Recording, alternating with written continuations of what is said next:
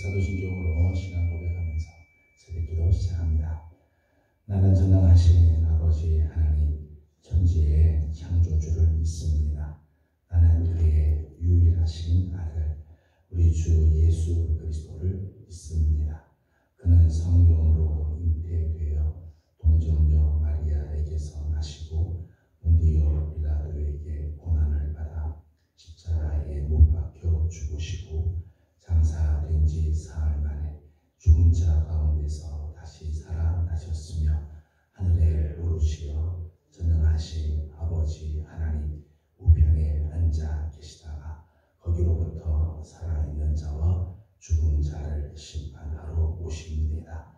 나는 성령을 믿으며 거룩한 공교회와 성도의 교제와 죄를 용서받는 것과 몸의 부활과 영생을 믿습니다. 아멘. 찬송가 569장 부르겠습니다. 569장입니다.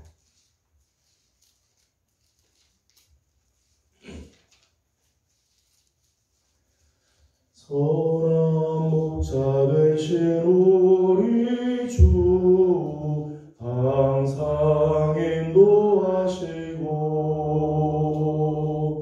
푸른 풀과 좋은 곳에서 우리 먹여주소서. 선한 목자 구세주여 항상 인도하소서. 선한 목자 구세주여 항상 인도하소서.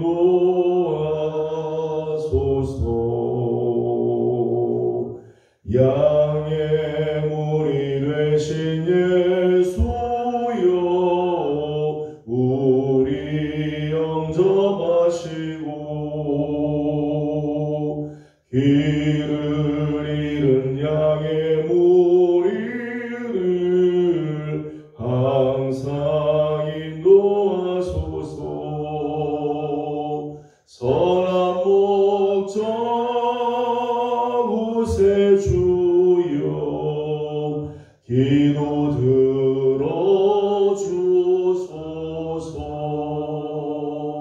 선한 목자 구세주여 기도 들어주소서.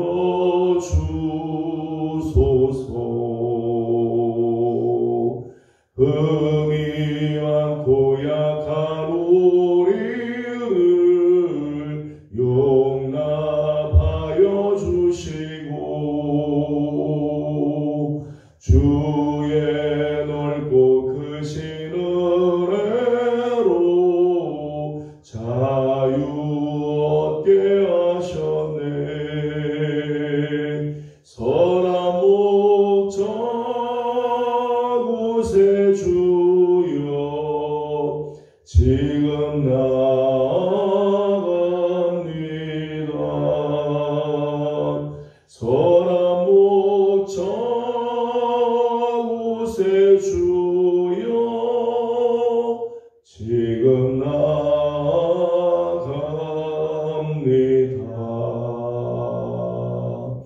일찍 주의 뜻을 따라서 살아가게 하시고 주의 크신 사랑 베푸사 따라가게 하소서. 선한 목자 구세주여 항상 인도하소서.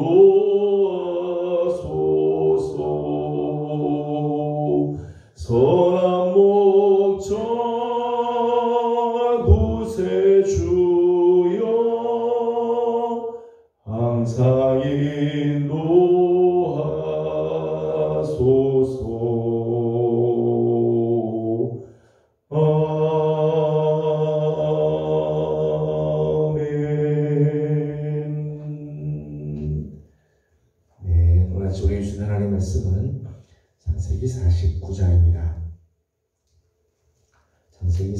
49장 오늘은 8절에서 12절까지 함께 해보겠습니다. 창세기 49장 8절에서 12절 말씀을 함께 교독하겠습니다. 8절입니다. 유다야 너는 내 형제의 찬송이 될지라 내 손이 내 원수의 목을 잡을 것이요 내 아버지의 아들들이 내 앞에 절하리로다.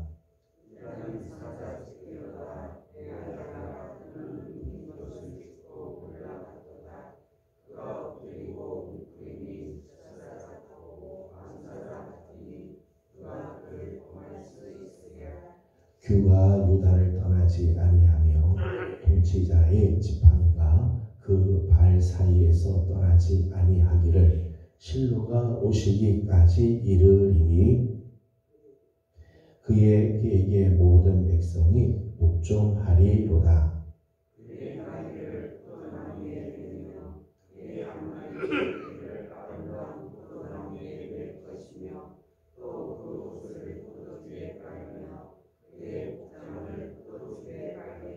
같이 공독합니다. 그의 눈은 포도주로 인하여 붉겠고 그의 이는 우유로 말미암아 희리로다. 아멘. 아침도 또 새벽을 깨우며 주의 은혜를 사모하는 귀한 성도들 가운데 우리 하나님 함께 하시고 부르짖는 기도들마다 우리 하나님 아름다운 은혜가 함께하기를 소망합니다. 사람들이 살아가는 인생의 형태를 여러 가지로 형태를 나눌 수 있지만은 특히 이제 두 가지로 본다면은 처음에는 아주 훌륭하고 처음에는 아주 위대한 것 같은데 마지막에 흐지부지한 그런 형이 있죠. 보통 이런 경우를 용두사미형이라고 그렇게 이야기를 합니다. 그런가 하면 처음에는 미약하지만 가면 갈수록 점점점 완성이 되고 귀한 모습으로 끝을 맺어가는 사람이 있습니다. 이런 사람을 대기만성형이라 그렇게 이야기를 합니다. 용두사미 인생과 대기만성형 인생 중에서 사람들은 누구든지 다 대기만성형을 원하죠. 다 거기를 꿈을 꿉니다. 처음은 미약하지만 마지막이 창대해지기를 원하는 다 사람들이 원하는 꿈들일 것입니다. 하지만 대기만성을 하기 위해서 그만큼 노력하고 투자하고 헌신에 미치는 경우들은 많지 않아요. 다 꿈을 꾸지만 마지막이 더 좋기를 원하지만은 그를 위해서 노력하고 헌신하고 투자하는 일들을 그렇게 많이 하지는 않는 것 같아요. 그래서 대기만성은 늘 사람들에게 그저 꿈에 끝나는 경우, 허상으로 끝나는 경우들이 많이 있습니다. 오늘 이제 계속해서 야곱의 그 유언, 야곱이 자녀들을 축복하는 그 축복의 내용 중에서 오늘은 유다를 잠깐 보도록 그렇게 하겠습니다.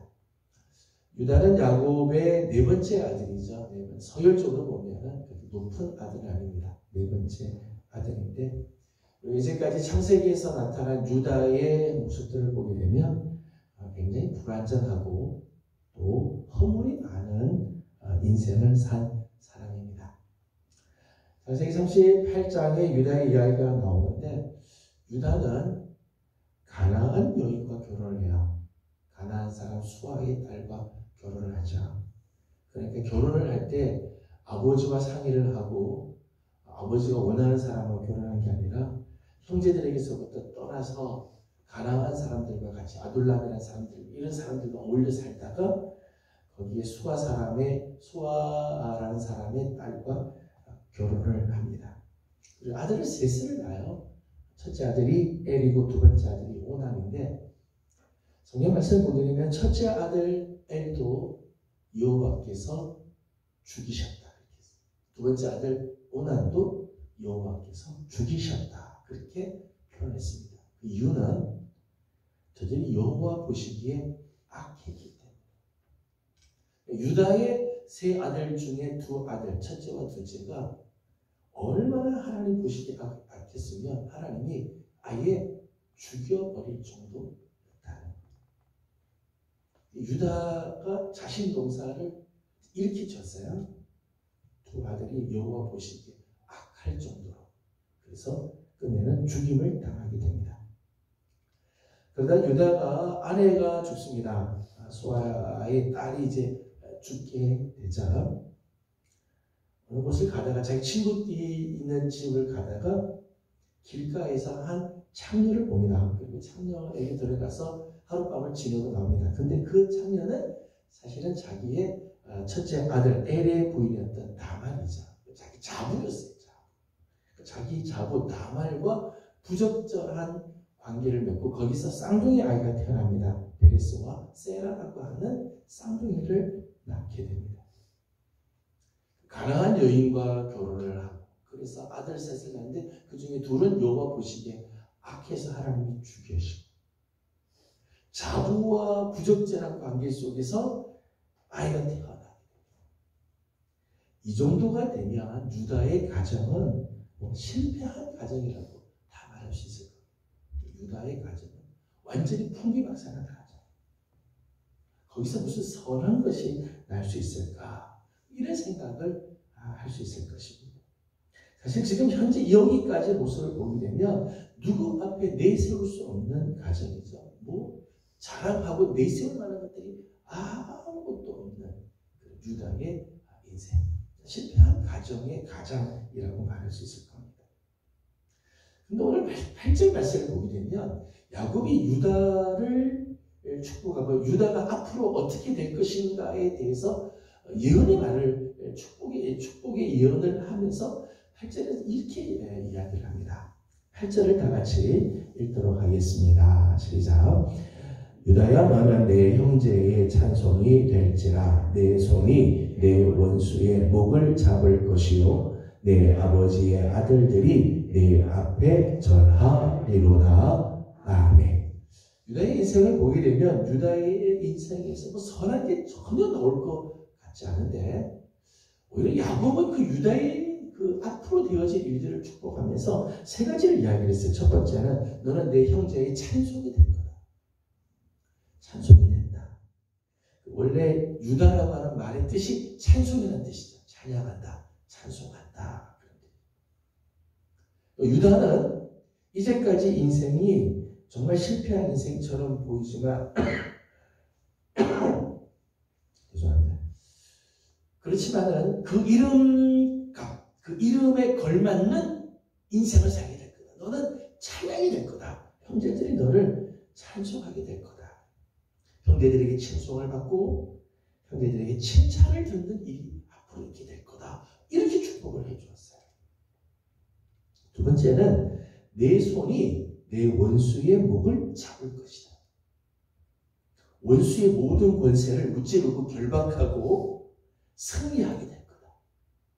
너는 장차 네 원수들을 만나더라도 원수들을 결박해서 원수의 목을 네 손이 잡게 될 거다. 승리를 거두게 될 모습을 예언을 해주었습니다. 세 번째는 내 아버지 아들들이 내 앞에 절하게 될 것이다. 형제들 중에 존귀한 자로 서게 될 거다.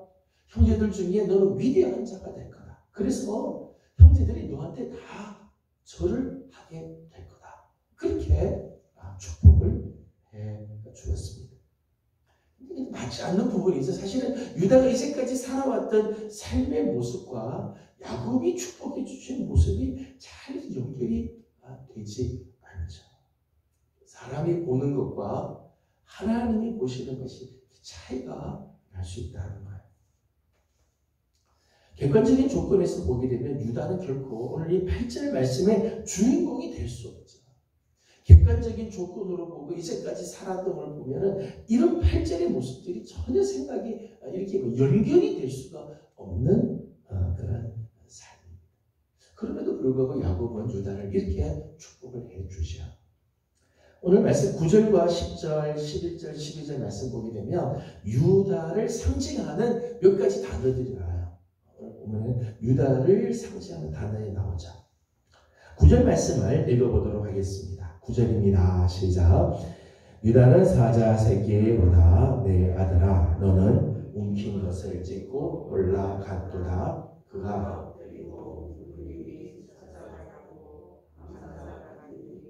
누가 그를 범할 수 있으랴. 아멘. 첫 번째 유다의 그 상징적인 모습은 사자로 나오죠. 사자.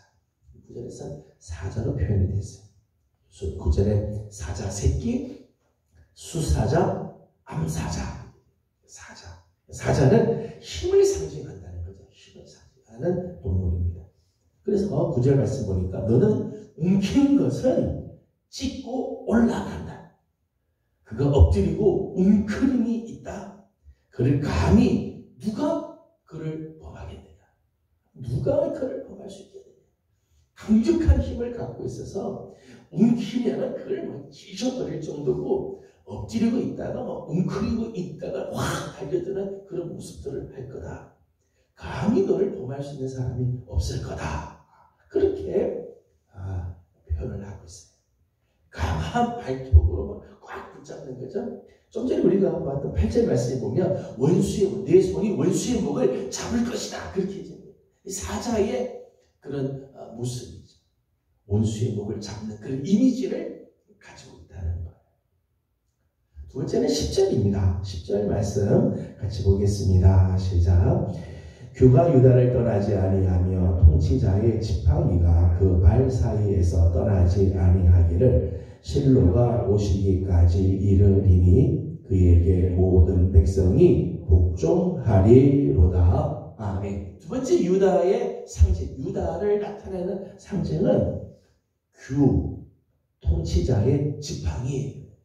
규는 임금을 상징하는, 임금이 붙잡는 호를 말하는 거죠. 통치자의 지팡이, 왕권을 상징하는 유다의 첫 번째 이미지는 사자로서 강력한 힘을 갖고 있다. 두 번째는 통치자의 지팡이, 왕의 규, 왕의 호를 갖고 있다. 왕권을 상징한다는 거죠. 사실은 유다는 실제로 이스라엘의 왕이 나오죠. 다윗으로부터 시작을 해서 유다의 왕이 그 가문에서 유다의 지파에서부터 나오죠. 그리스도의 영원한 왕권을 예표하죠. 사실은 유다 다윗의 자손 중에 왕 중의 왕이신 예수 그리스도가 태어나죠. 유다는 이렇게 왕권을 상징하는 그런 모습을 가지고 있지. 앞에 8절 말씀 보게 되면 아버지의 아들들이 그의 앞에서 절하게 될 거다.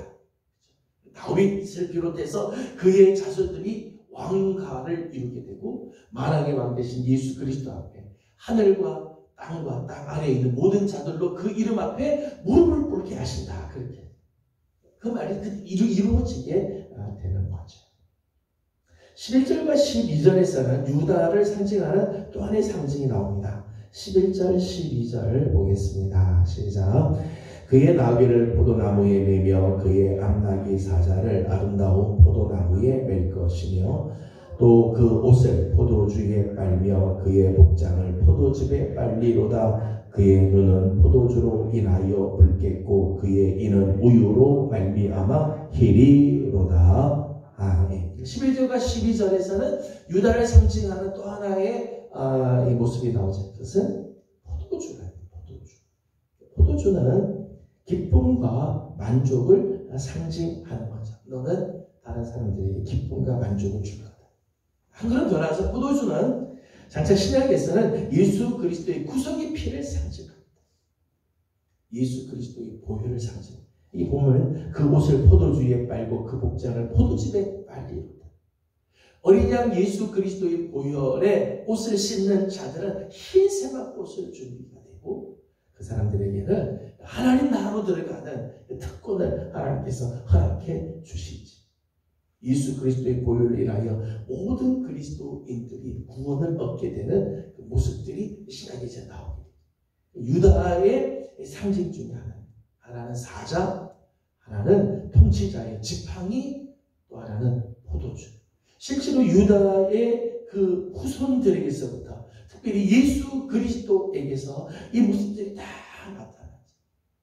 만왕의 왕 되시는 예수 그리스도, 이 백수의 왕이라고 하는 사자, 이런 이미지로 예수님이 나타나죠. 왕 중의 왕이시고 왕권을 갖고 오시는 메시아, 또 그의 피로 말미암아 온 백성들을 구원해 주시는 예수 그리스도의 보혈. 유다의 지파에서 이런 놀라운 역사들이 일어나죠. 유다의 지파에서 다윗과 그의 후손들이 나오고 궁극적으로는 하나님의 아들 예수 그리스도가 나오게 되죠. 유다는 메시아의 가문을 이루게 되죠. 실제로 이스라엘의 역사 속에서 유다는 늘 이스라엘의 리더 지파였어요. 리더 지파. 네 번째 아들이지만은 유다는 언제나 리더의 그룹에 늘 있게 되죠. 그래서 전쟁이 있을 때, 어려운 문제가 있을 때마다 누가 제일 먼저 나가는가 하면 유다 지파가 제일 먼저 나가서 문제를 해결하고, 그리고 하나님의 뜻을 이루어드리고 하나님 나라를 이루어드린 일에 쓰임을 받게 되죠. 오늘 야곱이 축복한 대로 유다가 이렇게 귀한 모습으로 변화되고 귀한 모습으로 축복을 받게 되어집니다. 오늘 우리 함께 마지막으로 나눌 부분은 이렇게 축복된 인생으로 바뀌게 된 계기가 뭘까? 유다의 인생의 초기 부분을 보게 되면 실패한 인생처럼 보이는데, 사실은 두각을 내지 못하는 아들, 처음에 인생에는 정말 별 볼 일 없는, 가치가 없는 그런 가정처럼 보이는데, 유다의 마지막이 이렇게 놀라운 가치로 바뀌게 되고 축복된 인생으로 바뀌게 된 계기가 뭘까? 오늘 우리가 함께 생각하려고 하는 부분이죠. 우리가 창세기를 공부하면서 유다에 대한 이야기를 여러 번 성경에서 본 적이 있습니다. 38장에 보게 되면 사실은 유다는 자기의 자부 다말이 애를 배웠다고 할 때 화를 막 내죠. 어떻게 이 자부가 자기 아들이 죽었는데 이렇게 부정을 행해서 애를 임신하게 되는 화를 막 냈을 때 다말이 나에게 애를 베게 한 사람은 이런 사람입니다 하고 도장과 지팡이 끈을 이렇게 보여주죠. 자기 거라는 거예요. 그걸 아는 순간 유다는 그런 이야기를 합니다. 저는 나보다 더 의로운 게 내가 죄. 핑계를 대고 죄를 덮어씌우고 무마시키고 자기는 모른 척하고 빠져나가는 게 아니라 유다는 이 부분에 있어서 아주 철저하게 자기 죄를 시인하죠. 핑계대지 않아요. 죄를 전가시키지 않아요. 무마시키려고 그냥 죄를 덮어씌우고 내쫓고 그렇게 하지 않고 자기 죄를 인정을 하죠. 저는 유다의 참 귀한 모습이라고 생각해요. 비록 실패한 인생을 산 것처럼 보이고 정말 부족한 인생을 불완전한 모습을 살지만 한 가지 하나님 앞에서 자기의 죄를 시인할 줄 알았다는 거죠. 두 번째는 37장에 나오는 부분입니다. 요셉이 형들을 찾아서 왔을 때 형들이 꿈꾸는 자가 온다. 그래서 아주 시기하고 질투하는 마음이 있어서 죽여버리자. 그렇게 해서 죽여버리자. 근데 그때 유다가 야, 우리가 굳이 죽일 필요가 있겠느냐. 죽이지는 말자. 그냥 이 이스마엘 족속들이 지금 상인들이 오는데 저들에게 팔아버리도록 하자. 다른 사람들은 생명을 다치게 하는 일에 모의를 할 때 그 일에 참여하지 않았다는 겁니다. 아니다. 생명에 우리 손대지 말자. 우리가 동생이 믿기는 하지만 생명을 다치게 하는 일을 하지 말자. 생명 다치는 일에 참여하지 않았다는 거죠. 생명을 건지는 일에 쓰이게 되죠. 44장에서는 베냐민을 볼모로 잡고 이 애굽의 총리 이제 요셉이 아직까지 애굽의 총리로 이제 감추고 있을 때 베냐민을 볼모로 잡습니다. 그때 유다가 나타나서 이야기를 합니다. 나를 대신 담보로 잡아. 내 동생 베냐민을 풀어주고 나를 담보로 잡아서 나를 죽이든 종으로 삼든 나를 대신 잡아. 그래서 자기 스스로가 동생 베냐민의 담보물로 드리는 그런 장면이 나오죠. 형제 중에 아무도 그 자리에서 그런 이야기를 하지 않는데 유다가 그런 정말 형제를 위해서 자기가 대신 죽음의 자리에 들어가겠다. 그런 모습들을 갖고 있죠. 대속의 삶을 유다는 기꺼이 살려고 하겠다. 저는 유다의 삶에 참 귀한 부분들이라고 생각해요. 또 이런 부분들이 그의 삶을 정말 축복된 인생으로 바꾸는 정말 가치 있는 인생으로 바꾸는 계기가 되었다고 생각합니다. 객관적으로 보게 되면 유다는 결코 이 정말 축복의 사람이 될 수 없는 실패한 인생의 그런 실패한 가정의 가장일 수밖에 없지만 그 하나님 앞에서 자기 죄를 시인하고 어려움을 당하고 있는 동생을 대신해서 자기가 그 죽음의 자리에 내가 데려가겠다. 그 귀한 마음, 생명을 살리는 일에 앞장서는 그런 마음을 가질 때 하나님께서는 그의 후손을 축복해주고 그 후손을 통해서 특별히 메시아가 태어나 온 인류와 백성들을 구원하는 일들을 이루어 가십니다. 우리 사랑하는 1명의 성도들에게도 하나님 참 이런 귀한 은혜를 허락해 주시기를 소망합니다. 우리의 가정이 다른 사람 보기에 두각을 나타내지 못하는 것처럼 보이고 우리의 가정이 이제까지는 별로 쓰임받지 못하는 것처럼 보여도 아닙니다. 오늘 우리의 삶이 하나님 앞에서 정말 값진 삶을 살고 하나님 앞에 신실한 삶을 살면 하나님 우리를 통해서 우리들의 가문, 우리들의 후대들을 또 하나님 축복해 주실 것입니다. 저는 여러분의 가정에도 하나님께서 이렇게 유다의 가문처럼 하나님이 귀하게 쓰이고 하나님 뜻을 이루어드리는데 쓰임을 받는 축복의 가문들이 되기를 주님의 이름으로 소망합니다. 기도하겠습니다. 걸어가신 우리 하나님 은혜와 사랑을 감사드립니다. 오늘 아침도 우리 사랑하는 성도들을 주의 은혜 가운데 지켜주시고 새벽을 깨우며 하나님 앞에 나와 엎드리게 하여 주시니 감사드립니다. 아버지 하나님, 유다의 가정이 실패한 가정, 정말 별 볼 일 없는 그런 가정, 두각을 전혀 나타내지 못하는 가정으로 시작하지만 하나님 그의 가정을 참 축복된 가정으로 형제들의 찬송이 되고 원수의 목을 잡고 승리케 하며 아버지의 아들들이 그 앞에서 절하는 정도까지 하나님께서 그의 가문을 참 축복해 주셨는데 하나님 우리 사랑하는 여명의 성도들의 가정도 하나님 이렇게 복을 받는 가정들이 되기를 소망합니다. 우리는 연약합니다. 참 부족한 것도 많습니다. 하지만 오늘 하나님 앞에 엎드리며 우리의 죄를 자복하고 하나님 앞에 신실한 모습으로 살며 생명 살리는 일들을 감당하기를 원합니다. 하나님 우리의 자녀들도 복되게 하여 주시고 하나님의 거룩한 복에 참여하여 하나님의 뜻을 이루어드리는 축복된 가문, 축복의 자녀들이 되게 해 주시옵소서. 하나님 우리 사랑하는 성도들 중에 연약한 성도들 많이 있습니다. 하나님 크고 작은 질병과 싸우고 있는 여러분들, 코로나 때문에 감기 때문에 힘들어하는 여러 식구들, 이모저모 걱정되는 일들이 있어서 힘겨워하는 식구들이 있습니다. 하나님 다 불쌍히 여겨주시고 긍휼히 여겨주시사 온전케 하시고 치유하시는 하나님의 손길이 임하게 도와 주시옵소서. 오늘 아침도 간구하는 모든 기도에 우리 하나님 은혜를 도와여 주시기를 원하오며 예수님의 이름으로 간절히 기도드리옵나이다.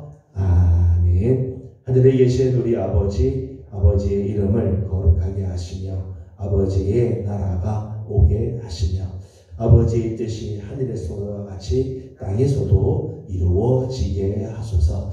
오늘 우리에게 일용할 양식을 주시고 우리가 우리에게 잘못한 사람을 용서하여 준 것 같이 우리 죄를 용서하여 주시고 우리를 시험에 빠지지 않게 하시고 악에서 구하소서. 나라와 권능과 영광이 영원히 아버지의 것입니다. 아멘. 주신 말씀을 기억하면서 우리 계속해서 기도하기 원합니다. 저는 우리 사랑하는 성도들의 가정에도 하나님 이런 복을 내려주시기 원합니다. 오늘 우리가 하나님 앞에 정말 바른 삶을 살고 하나님이 정말 기뻐하는 생명의 삶을 살아가면 하나님 우리 자녀들도 하나님께 복 주시라 믿습니다. 우리 자녀들을 위해서 축복하고 기도하길 원합니다.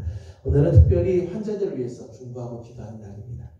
큰 질병을 싸우고 있는 분들, 또 여러 가지 건강에 염려들이 되는 식구들도 있습니다.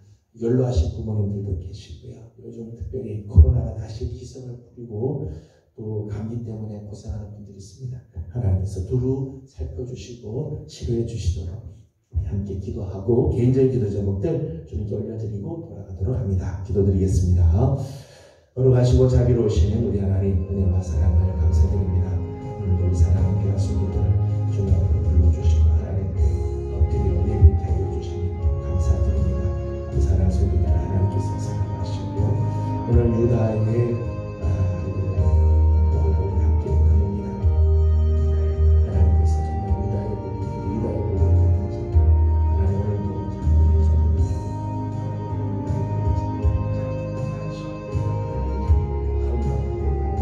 우리 성도들 주옵소서.